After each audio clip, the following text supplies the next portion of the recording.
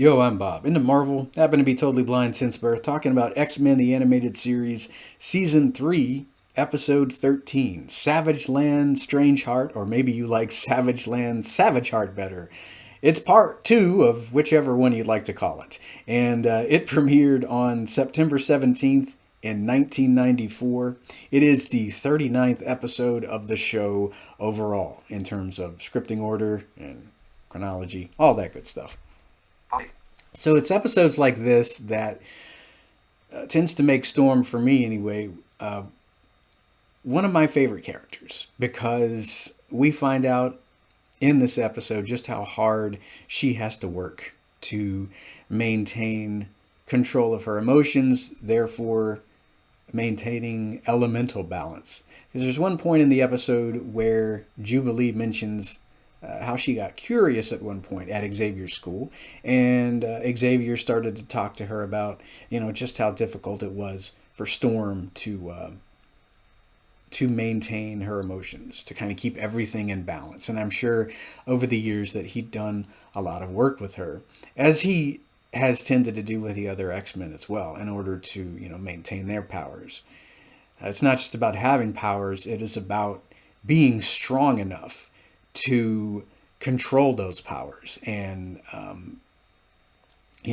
Storm, having gone through what she'd gone through as a child, in this incarnation anyway, having to deal with the Shadow King and then having to deal with so much hatred toward mutants, that can be easy to maintain emotional control. But of course, she's done that. However, when this episode starts, we see a Storm unlike anything we've seen, at least in this incarnation. She is free from all of that. Sauron has completely bamboozled her mind. She's free to revel in her abilities. She's not laughing maniacally either. She does kind of unleash a more of a satisfied, well, it's more like an aha kind of thing. It's not the Saturday morning supervillainy cartoon laugh that they gave Apocalypse in this season.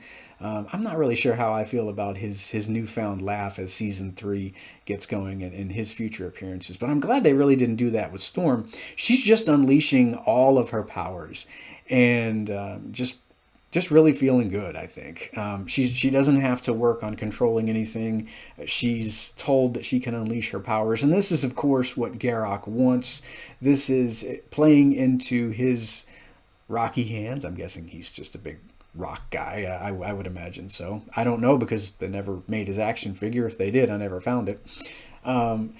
Speaking of Garrock and Zaladane, I like that we get to find out a bit more about the both of them in this episode. Not a lot more about Zaladane. I had to do some research on her quite a while back. And in the comics, she's apparently a kind of sorceress, as she is here.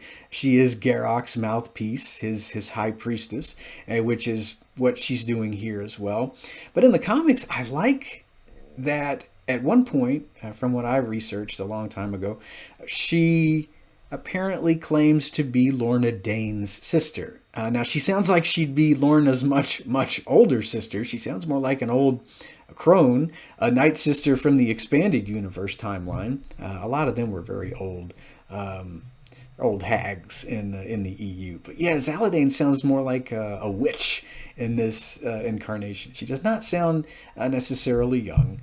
But yeah, she's an interesting character, and I kind of wish they'd given her a bit more to do in part 2. But I mean, she's just there to get Sauron where he needed to go in part 1. And now she's here to fawn over her master as he reawakens in part 2. So I like how at the very beginning of the episode, you've got Wolverine, and he's wanting to go after Karl Lykos because, well, I mean, he's infuriated with Karl. But, Karl has to remind him when Wolverine's like, "What did you do to Storm?" He's like, "Well, I didn't do anything, man. That was my worst half. That was Sauron who did it. I'm not that guy." And you've got the X-Men having to come up with a way to subdue and sedate Storm. And so that's basically what they're spending the opening teaser before Fox used to cut to commercial, then the majority of the first act trying to do. And of course, they have to do something very questionable. They have to unleash Carl in his human form, of course, on Storm. Rogue can't take Storm's energy because, according to Wolverine, she'd mess up the weather from the Savage Land to Barbados. I don't know about that. I tend to think Rogue might be able to handle it. Although without Storm in her right mind to coach Rogue, I'm not really sure how well that would go. I think Rogue would have a bit of a tough time with it at first, but I mean, I think she could probably handle it. That's me, though. That's my opinion.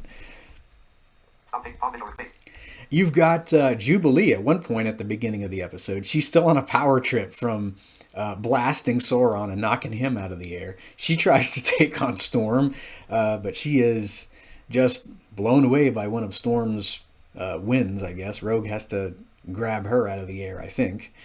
And that's always kind of made me chuckle a little bit. I do feel really bad for Jubilee because, you know, she was kind of having a great day, kind of on a bit of a high from taking on Sauron, and now she's just kind of just thrust aside just like that. But I think that goes to show you just how powerful Storm is, and in this episode, she's just bent on unleashing all of that pent up frustration, that pent up rage over the years. I would imagine the professor had to work a lot with her in order to help her come up with techniques in order to maintain that emotional balance and maintain control of the elements. But, you know, as I said earlier, that's what Garak wants. He wants her to constantly be feeding him because that is, of course, what awakened him in the beginning. Well, not the beginning, actually. It's what happened in season 2 when they were there dealing with Sinister at the end of season 2. So after they subdue and sedate Storm, we tend to get into Garak territory. This is where he starts to regain his strength. And, you know, Sauron is up and about. Zaladane is done with this guy. I like how she's basically just used him as a means to an end. And she's, of course, not going to help him rule the Savage Land. She's done with him. And he's now a believer because Garak starts to manifest himself. I'm not sure what this character looked like before he fully awakened. I would imagine you probably started to see his face everywhere, possibly in the soil. I would imagine there's probably a couple of statues of him, so he might have been using those to communicate. So in the comics, Garak was a normal guy at first. He drank this potion.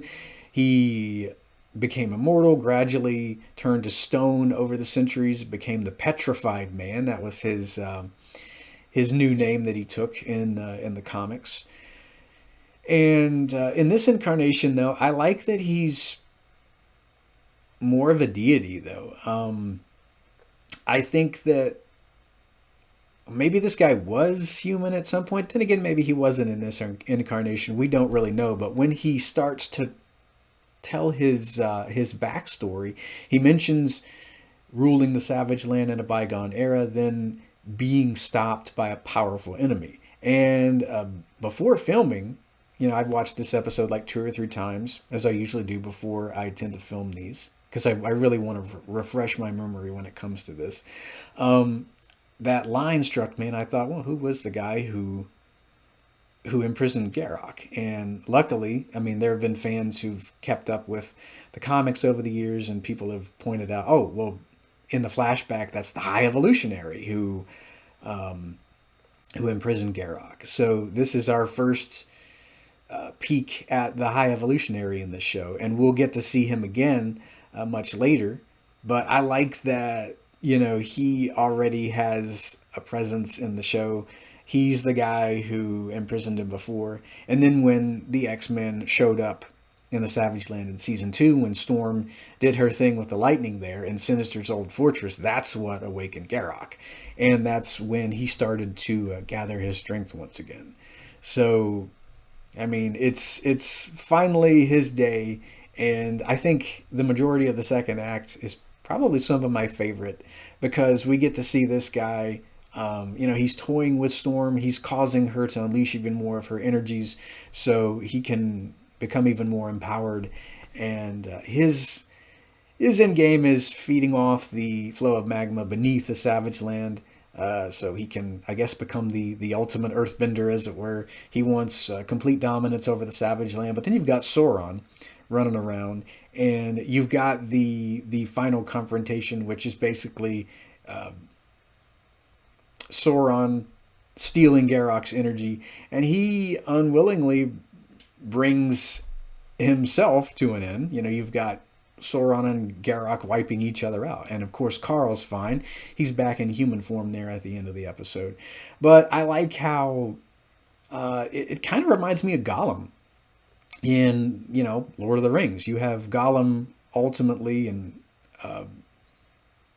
I would imagine somewhat cluelessly, bringing down Sauron, the Lord of the Rings, by, you know, accidentally falling into Mount Doom, and, you know, there goes the ring. And in the X-Men here, you've got a character named Sauron, who is kind of like Gollum, because, you know, you've got a guy who has vampiric abilities, and he's draining the energy of mutants around him, but he drains a bit too much with Garrock here. And I think he gets really big, from what I remember my brother telling me, and somehow that tends to wipe both of them out. I'm not really sure how that worked, because it's such a visual moment. There's no audio description in these old episodes. I wish there would be at some point, but yeah, that's kind of how they both go out. And I like the final confrontation. I think some of my favorite parts of the episode, though, were those in which we got to see a bit of Garrock's backstory. And when it comes to doing a bit of comic lore research a while back, it was years back actually, when it comes to Zaladane, I liked finding out that she claimed that she was Lorna Dane's sister. I don't know if that's true or not. I don't know if it's ever been confirmed in the comics. Maybe it was just a lie she told. But yeah, you've got Lorna Dane and Zaladane, and if that is true, that's going to be interesting. I don't know if they'll ever get into that in X-Men 97, but I would actually like to see a bit more of Sauron in 97. I'd like to see a bit more of the Savage Land as well, because I do believe, well, anyway, this is the last we see of Khazar and my favorite saber-tooth tiger in this show, so maybe they'll be back in 97. As I film this, we've got less than 3 weeks to go until that series starts. So I'm really getting excited for that. I forgot to mention, one of my favorite parts of this episode was earlier on in the episode, when Sauron and Rogue were trying to absorb each other's energy. And their powers kind of canceled each other out. I don't know how it looked in the show, but I imagine two magnets just flying apart whenever they tried to touch each other. So I can imagine him trying to come up to her, and he just keeps getting blasted back, and so does she. I don't really know how that looked, but that always kind of made me laugh when I was a kid. And that's how Rogue picked out the name Zaladane from Sauron's head, because that was, of course, going in and out of his head, as she pointed out after she had that weird exchange with him. I loved Beast in this two-parter, as I usually do. I think he's an awesome character. And I tend to wonder who voiced Garrock. I don't know if it's mentioned, or written in the credits. I don't know if that's George Buza doing the Garrock voice. They just kind of heavily modified it, heavily filtered it, or whatever.